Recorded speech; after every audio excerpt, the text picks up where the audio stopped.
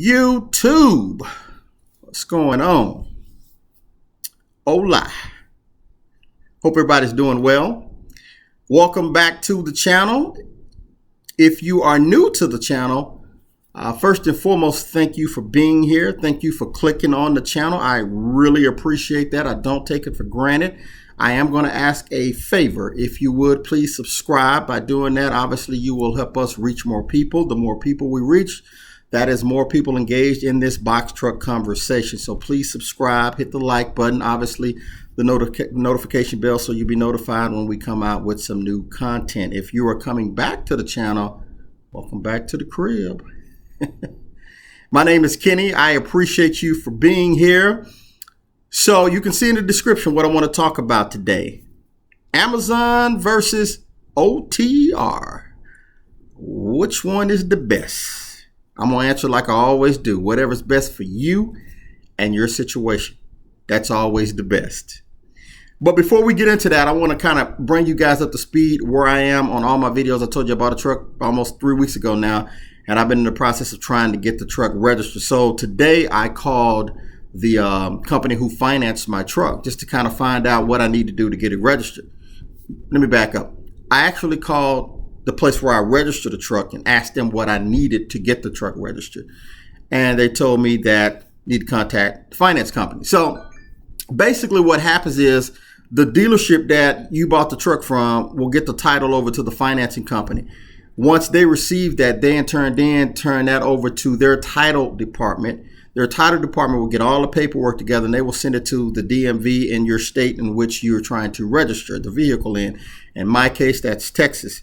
So I got a call back today from the finance company, said they just received the title, so they should be getting everything over soon to the DMV, and then I can get the truck registered, get the tags. At that point, I can go ahead and start the process on getting my DOT, MC number, my authority active, and then, baby, I'll be ready to go to work. I got to get some E-Tracks put in my truck, and man, that's pretty much it. I'll be ready to rock and roll.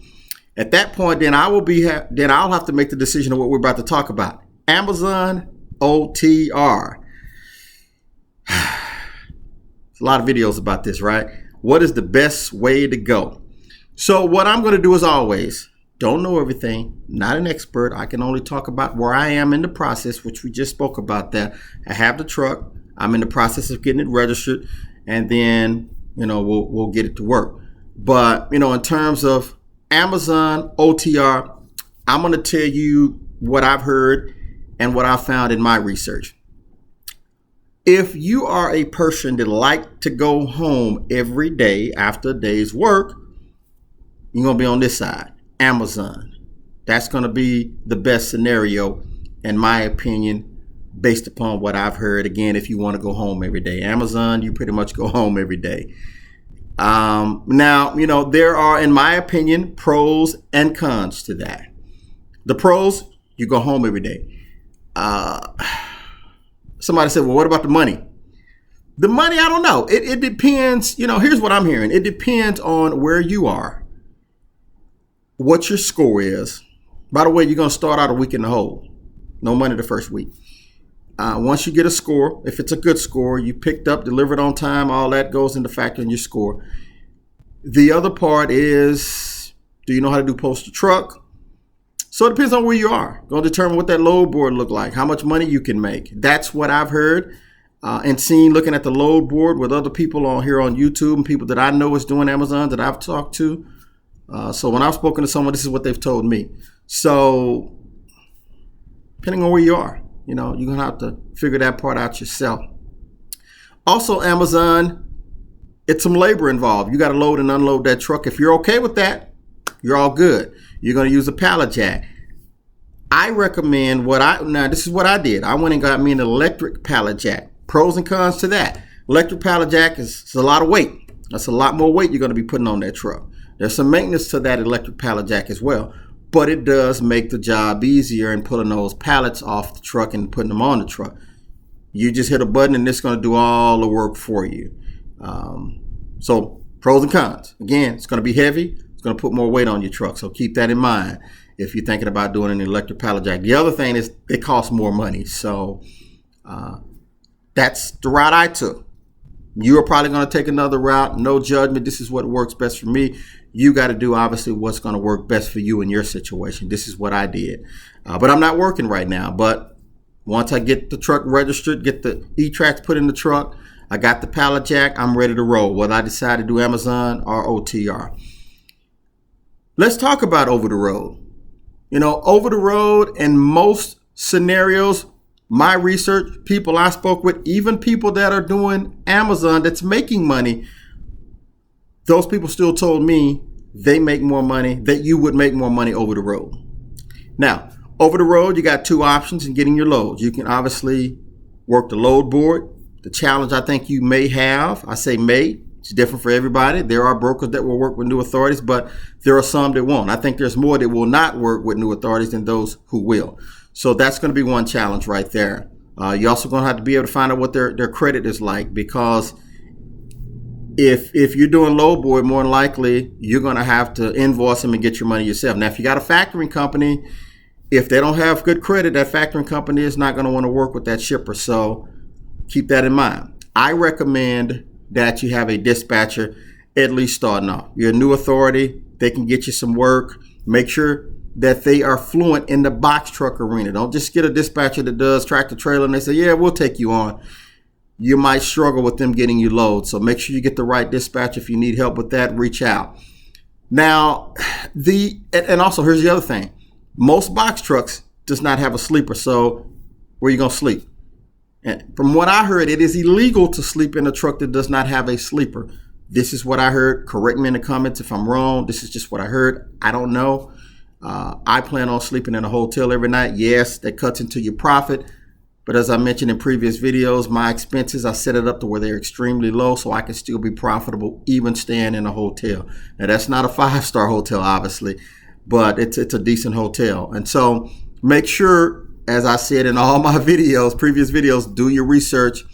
Make sure you pick the right scenario for you. Okay? But those are your options. Believe it or not, there is a third option. There is a third option. That third option is a direct contract. If you can get a direct contract, more than likely, at least for me here in Texas, it's a regional situation. So for an example, in Texas, I'm in the Dallas-Fort Worth area. I would probably, with a direct contract, be going to Houston, San Antonio, Austin, Oklahoma, maybe even Louisiana. That's my region right there. That's what I would be doing with a direct contract. Is there companies that you can get a direct contract with as a new authority? Yes, I know of two. Send me an email if you want to know. I'm not going to charge you. I'll let you know. So here's the thing. Somebody hit me up the other day and said, man, you're giving away all this information for free. It's not hurting me giving away information. It's not going to hurt my business at all. But I believe it may help you. And I believe when you help people, it'll come back to you. So I don't mind helping. As I said, I do not know everything, guys. I always want to put that disclaimer out there. I do not know everything. Fact check me, please. And then come and let me know if I got something wrong. But in my 2 years of research, and this is just what I've been able to ascertain about the business. So there it is. If you're going to do over the road, you got to figure out, what you're going to do for sleep. If you're going to be in a hotel, make sure you can do that and be profitable. There are a lot of people, well, let me not say that. From what I've heard, if you are sleeping in a truck and it does not have a sleeper, that is a no-no. And I'll just put that out there. Do your own research. I could be wrong. This is what I've heard from multiple sources. So what are you going to do about that? That's OTR. I believe you will make more money over the road than you will with Amazon. But again, there are people doing very well with Amazon, depending on where you are. So look into both and figure out what's going to be the best lane for you to jump into. All right.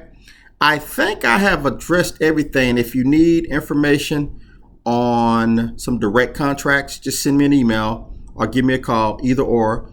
I don't mind sharing that information. If you're going to do over the road, you got to have a dispatcher. If you need help with that, I can help you with that as well. Same thing. Send me an email or give me a call.